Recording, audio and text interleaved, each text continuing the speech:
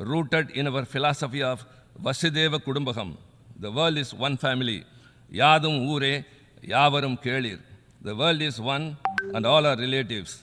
You can count on the support of my delegation for the successful conduct of work of the ECOSOC this session. Maldives, and now I give the floor to the distinguished representative of India.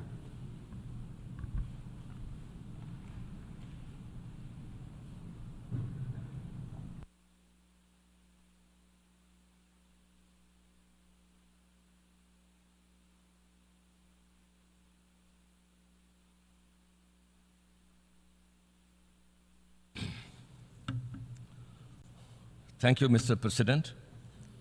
I extend my appreciation to the President of the Economic and Social Council for the insightful report, and I wish to reaffirm India's strong commitment to the Council's crucial work. The ECOSOC's agenda is even more relevant and urgent now, given the complex landscape of global challenges ranging from conflicts, lingering effects of COVID pandemic, and the escalating effects of climate change. We commend ECOSOC's dedicated efforts on navigating the challenges faced and its accomplishments throughout this pivotal year. The pursuit of political momentum through several high-level events aimed at securing pledges for SDG commitments is noteworthy, although the recurring message remains a cause for concern, especially for the Global South, which has been disproportionately impacted. The development gains have gone off the rails, threatening progress towards our SDG targets. Mr. President, as the world contemplates these concerns, India has sought to respond in a variety of ways. First, by focusing on the issues of the most vulnerable and empowering women and youth with the aim of leaving no one behind. By lifting 250 million people out of poverty in India, we have demonstrated that sustainable development can be successful. And we are ready to share this experience with partner countries. We will be presenting our next voluntary national review at the high-level political forum under the auspices of the Economic and Social Council in July next year.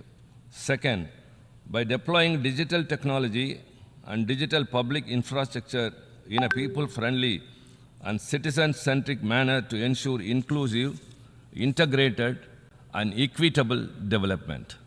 We are creating digital templates that are replicable elsewhere and have built the Social Impact Fund to accelerate DPI in the developing world.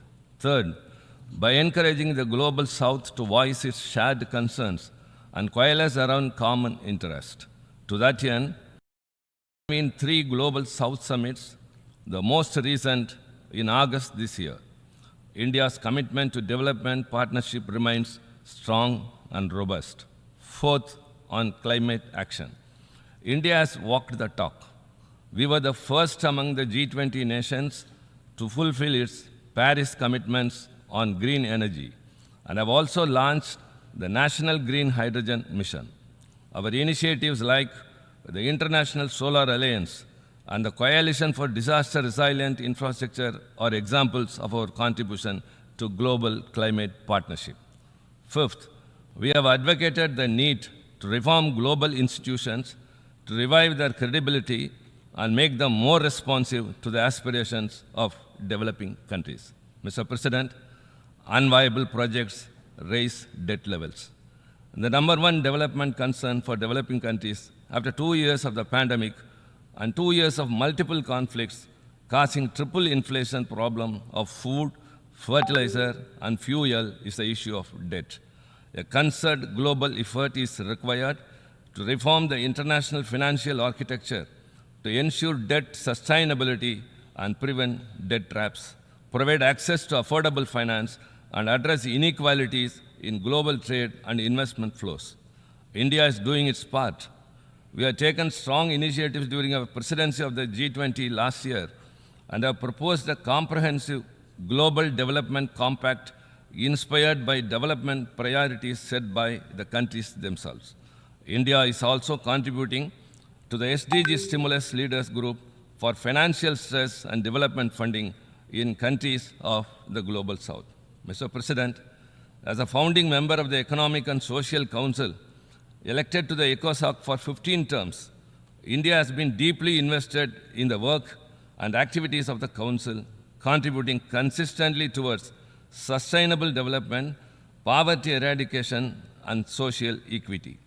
We have led the effort for the expansion of the Statistical Commission, successfully chaired the 62nd session of the Commission on Social Development, and championed the voice of the developing countries at key ECOSOC meetings, interactive dialogues, and forums such as Financing for Development, Science, Technology and Innovation, Youth Forum, and high-level political forum on sustainable development. India's commitment to the Economic and Social Council is evident across issues, various segments, and work streams through its participation in subsidiary and related bodies. Apart from being a member of the ECOSOC, India is also represented at several functional commissions and subcommissions such as Statistical Commission, Commission on Population Development, Social Development, the Status of Women, Narcotic Drugs, Crime Prevention and Criminal Justice, Science and Technology for Development, and Regional Commission for Asia and the Pacific. India plays an active role in the standing committees, including Committee for Program and Coordination, non-governmental organizations, and also contributes to expert bodies such as Subcommittee of Experts on the Transport of Dangerous Goods, Committee for Development Policy of Experts on Public Administration, on Economic, Social, and Cultural Rights, on International Cooperation in Tax Matters, and International Narcotics Control Board. India has also been elected to ECOSOC-related bodies as member of the Executive Board of the UNICEF, UNDP, UN Women, and sits on the Executive Committee of the Program of the UN High Commissioner for Refugees, Executive Board of the UN Entity for Gender Equality and the Empowerment of Women, of the World Food Program, Joint United Nations Program on HIV/AIDS, and Organizational Committee of the Peace Building Commission. Mr. President, in line with this commitment, we have submitted our candidacy for the 2026-2028 term to the Economic and Social Council. We will continue to champion development issues for the Global South, including financing for development, while promoting SDG localization and sharing scalable and replicable best practices with the world. We aim to work on strengthening the ECOSOC to accelerate SDGs and fostering better coordination and communication between ECOSOC and other UN bodies, as well as international financial institutions. We will keep emphasizing on South-South cooperation and global climate partnerships and focus on social equity, women-led development, and empowerment of the most vulnerable. India is dedicated to fostering resilience, sustainable growth, and inclusive development rooted in our philosophy of Vasudhaiva Kudumbakam. The world is one family. Yadum Ure, Yavarum Kelir. The world is one and all are relatives. You can count on the support of my delegation for the successful conduct of work of the ECOSOC this session. Thank you, Mr. President.